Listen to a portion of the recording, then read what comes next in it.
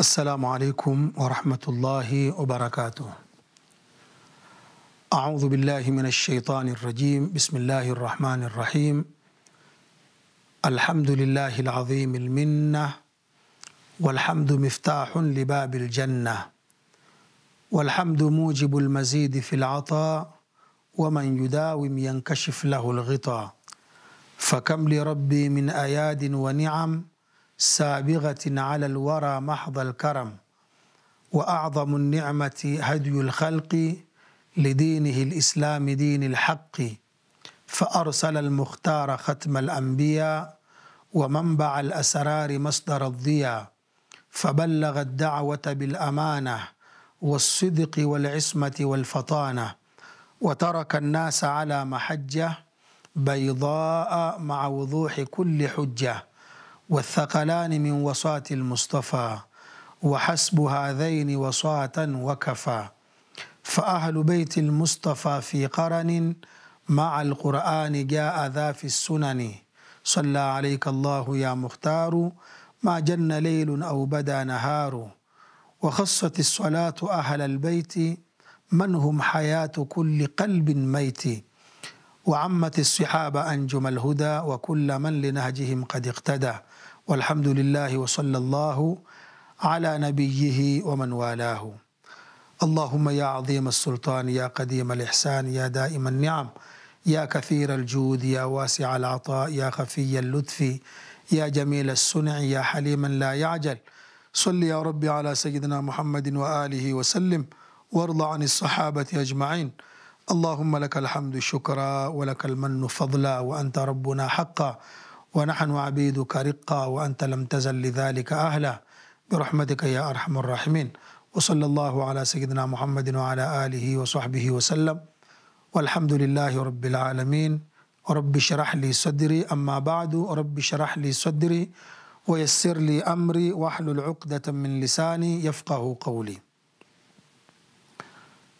Ndugu zangu Waislamu, leo insha Allahu tutaanza rasmi kuzizungumza ayat za munafiqina zilizomo ndani ya Al-Quranul Karim,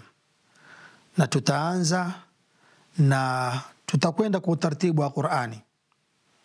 Tutaanza na suratul Baqara, tuingie suratu Ali Imran, tuangalie kama katika suratul Maida ziko tutazizungumza, tutaingia suratul Nisa'i kama ziko tutazizungumza, tutaingia tutakwenda katika suratu Al-Anfal, tutaangalia kama ziko, tutaingia katika suratu At-Tauba mpaka mwisho. Napenda kabla kuizungumza hizi aya nifanye tambihi kadhaa. Tambihi ya kwanza, sisi tumechagua zile aya ambazo zina maudhui ya munafiqin. Hatukuchagua zile aya ambazo zimewataja munafiqin. Lau tuchagua aya zimewataja wanafiki, basi utakuta ya kwamba zile aya ni nyingi zaidi. Lakini tumejaribu kuangalia zile aya ambazo ni maudhui ya wanafiki. Yani katika zile aya tukisoma tutapata sifa za wanafiki, kwamba mtu akiwa na hili ni mmoja katika wanafiki. Hii ni tambihi ya kwanza. Kwa hivyo isieleweke kwamba tufuata aya moja baada ya nyingine. Hapana, tuangalia aya zenye maudhui ya munafiqin. Kwa mantiki hii, kuna baadhi ya sura ambazo tutaziruka, pamoja na kwamba ndani kumetajwa munafiqin, lakini hatutozizungumzia. Kwa mfano suratul Anfal. Suratul Anfal ndani ziko aya moja mbili ambazo kwamba zimewataja wanafiki, lakini tumejaribu kuziangalia zile aya tukaona zimetaja, lakini hazina maudhui ambayo itakuwa ni kile ambacho sisi tukizungumza katika halakati hizi. Tambihi ya pili, ndugu zangu, wakati mwingine maudhui ya aya za wanafiki huda zikagongana, zikaingiliana. Kwa mfano katika suratu Ali Imran Tutakapoingia tutaona miongoni mwa maudhui au miongoni mwa sifa za wanafiki ni muwalatul kafirin, ni kuwachukua makafiri wakawafanya ni marafiki zao wa ndani mpaka wakawapa siri zao. Ni katika sifa za wanafiki. Lakini aya kama hizo hizo vile vile utazipata katika suratul Maida. Mwenyezi Mungu amewataja wanafiki na akataja ugonjwa huo huo ya kwamba kazi yao ni kuwatawalisha ambao kwamba wasiokuwa Waislamu. Aya hiyo hiyo au maudhui hayo utayapata katika suratul Mumtahina. Sasa kuliko tuizungumze ya suratu Ali Imran kando, tuge tuzungumze ya suratul Maida kando, tuge tuizungumze ya suratul Mumtahina kando, wakati hizi zote maudhui yake ni mamoja. Tumeona katika mfumo wetu wa silsila hizi zile aya za munafikina ambazo maudhui yake yashikana, zile aya tutazikusanya kwa pamoja. Tutashiria tu sura fulani, sura fulani, sura fulani, aya ni hizi, kisha yale maudhui tutayazungumza kwa pamoja ili kumfidisha yule ndugu yetu ambaye yuwafuatilia halakati kama hizi. Katika suratul Baqara Mwenyezi Mungu Subhanahu wa Ta'ala amewazungumza munafikina kwa sifa nyingi zaidi mwanzo wa suratul Baqara, kuanzia aya ya 8 mpaka aya ya 16.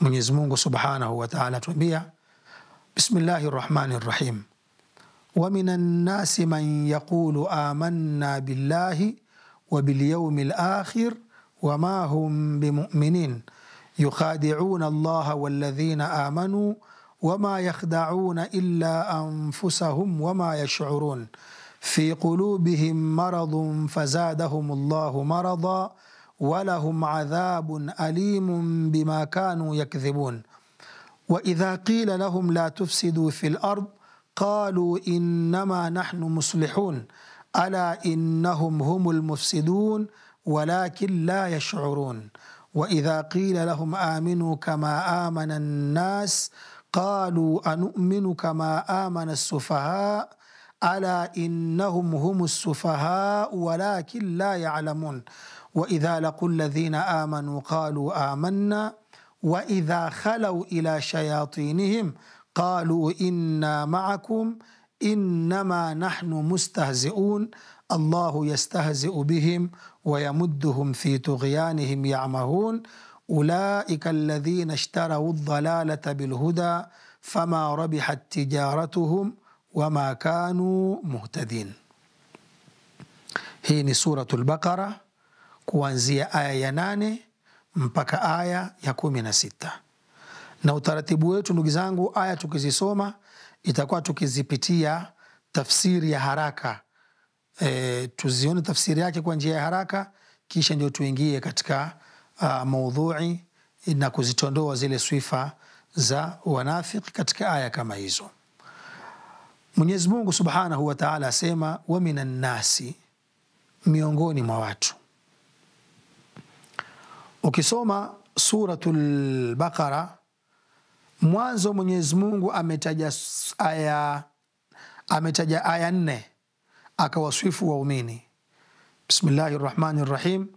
Mwenyezi Mungu asema, Alif Lam Mim dhalika alkitabu la rayba fihi hudan lilmuttaqin alladhina yu'minuna bilghaybi wa yuqimuna as-salata wa mimma razaqnahum yunfiqun, mpaka umalize aya 4, ulaika ala hudan min rabbihim wa ulaika, mpaka mwisho. Kisha Mwenyezi Mungu akazitaja aya 2 ambazo amewazungumza makafiri, innal ladhina kafaru sawa'un alayhim, mpaka mwisho. Kisha Mwenyezi Mungu akataja aya 13, waumini aya 4, makafiri aya 2, wanafiki 13. Zote hizo aya litaswifa zao. Mwenyezi Mungu asema, wa minan nasi, miongoni mwa watu, man, kuna ambaye, yakulu, husema, amanna billahi, tumemwamini Mwenyezi Mungu, wa bil yawmil akhiri, na siku ya mwisho, wa ma hum, na hawakuwa wao, bimu'minina, ni wenye kuamini. Yukhadi'una Allaha, wana muhada Mwenyezi Mungu, walladhina amanu, na wale ambao kwamba wameamini, wama yakhda'una, na hawazihadai, illa anfusahum, isipokuwa nafsi zao, wama yash'urun, na hawatambui. Fi qulubihim, katika nyoyo zao, maradhun, kuna maradhi, fazadahumullahu, akawazidishia wao Mwenyezi Mungu maradhi, walahum, na wana wao adhabun alimun, adhabu kali, bima, kwa yale ambayo kanu, walikuwa yakdhibuna, wakisema urongo. Wa idha qila lahum, nazama wakiambiwa wao, la tufsidu fil ardi, musifanye uharibifu katika ardhi, qalu, husema, innama, hakika si jambo jingine, ni hili tu, nahnu muslihuna, sisi ni wenye kutengeza. Ala, juweni na kutanabahi, innahum, hakika wao, humul mufsiduna, wao ndio wenye kuharibu, walakin, lakini, la yash'uruna, hawatambui. Wa idha qila lahum, nazama wakiambiwa, aminu, aminini, kama amana nnasu, kama walivyoamini watu, qalu, husema, anu'minu, je, tuamini, kama amana sufahau, kama walivyoamini masafihi. Ala, juweni na kutanabahi, innahum, hakika wao peke yao, humu sufahau, ndiyo masafihi, walakin, lakini, la ya'lamun, hawajui. Wa idha laqu alladhina, nazama wakikutana na wale ambao amanu, wameamini, qalu, husema, amanna, tumeamini. Wa idha khalau, nazama wakitafaraghi, ila shayatinihim, kwenda kwa mashetani wao, qalu, husema, inna, hakika yetu sisi, ma'akum, tuko pamoja na nyinyi, innama, hakika si jambo jingine, nahnu, sisi, mustahziuna, ni wenye kuwateza shere. Allahu, Mwenyezi Mungu, yastahzi'u bihim, awateza shere wao, wayamudduhum, na awaongezea wao, fi tughyanihim, katika kuvuka mipaka kwao, yamahuna, wanatweshea. Ulaika, hao, alladhina, ni wale ambao, ishtarahu dhalalata, wamenunua upotevu, bilhuda, wakaacha uongofu, fama rabihat tijaratuhum, haikupata faida biashara yao, wama kanu muhtadin, na hawakuwa ni wenye kuongoka. Aya hizi, ndugu zangu watukufu wa Islam, zina maudhui marefu ya kuelezea sifa za wanafiki. Baada ya aya hizi, aya zilizofuatia, mathaluhum kamathali alladhi istawqada naran, hizi hatukuzitia katika aya hizi kwa sababu zile ni aya hazikueleza sifa za wanafiki, bali zimefanya tashbihi kueleza hali ya munafik katika unafiki wake. Na pale katika zile aya kuna tashbihi mbili ambao Mwenyezi Mungu Subhanahu wa Ta'ala amewashabihisha hawa wanafiki. Katika aya ya pili Mwenyezi Mungu aliposema, yukhadi'una Allaha walladhina amanu wama yakhda'una illa anfusahum wama yash'urun. Yukhadi'una Allaha. Al-Imam Tantawi katika tafsiri yake Al-Wasit alisema al-khida'u katika lugha ya Kiarabu ni al-ikhfa'u, kuficha. Yani hawa watu wafanya uhadazi, waficha baadhi ya mambo kwa Mwenyezi Mungu Subhanahu wa Ta'ala. Na Mwenyezi Mungu Subhanahu wa Ta'ala, baada ya wao kufanya uhadazi na kuwahada wale ambao ni muuminin, Mwenyezi Mungu akasema, wama yakhda'una illa anfusahum, hawazihadai isipokuwa nafsi zao. Na katika Suratu Nisa'i Mwenyezi Mungu alipoeleza sifa za wanafiki, Mwenyezi Mungu alisema tabia ya wanafiki, yukhadi'una Allah wa huwa khadi'uhum, wao wanamhadaa Mwenyezi Mungu na Mwenyezi Mungu yuwahadaa wao. Je, Mwenyezi Mungu huhadaa? La, lakini tutakuja kueleza mbele masala ya mushakala katika ulumi za kibalagha. Mwenyezi Mungu huwahadaa vipi wanafiki? Yani wanafiki wanamhadaa Mwenyezi Mungu na Mwenyezi Mungu na yeye huwahadaa wanafiki. Huwahadaa vipi? Taban Mwenyezi Mungu wahadai, lakini wanasema ulamai khadaa ya wanafiki kwa Mwenyezi Mungu ni kule kudhihirisha imani na kuficha ukafiri. Hiyo ndio hadaa ya wanafiki kwa Mwenyezi Mungu Subhanahu wa Ta'ala. Ama hadaa ya wanafiki kwa waumini ni kule kujidhihirisha kwa waumini kwamba wao ni ndugu zao katika akida. Yani wanajidhihirisha kwamba akida yenu ndio akida yetu, mfumo wenu ndio mfumo wetu, na ilhali hawako namna hiyo. Katika hizi aya ndugu zangu kuna kitu Mwenyezi Mungu anakiondosha. Yukhadi'una Allah walladhina amanu. Mwenyezi Mungu ametaja kwamba wanafiki kazi yao ni kumhadaa Mwenyezi Mungu na waumini. Mwenyezi Mungu hakueleza kwamba wanafiki pia vile vile hujaribu kumhadaa Mtume Muhammad sallallahu alayhi wa alihi wa sahbihi wasallam. Kwa nini? Wanasema ni kwa sababu kumhadaa Mwenyezi Mungu ndiyo huko kumhadaa Mtume sallallahu alayhi wasallam, kama ambavyo kumtii Mtume ndiko huko kumtii nani? Kumtii Mwenyezi Mungu Subhanahu wa Ta'ala. Ni kama ile aya Mwenyezi Mungu aliposema innal ladhina yubayi'unaka innama yubayi'una Allah. Kumbei Mtume ni kumbei Mwenyezi Mungu Subhanahu wa Ta'ala.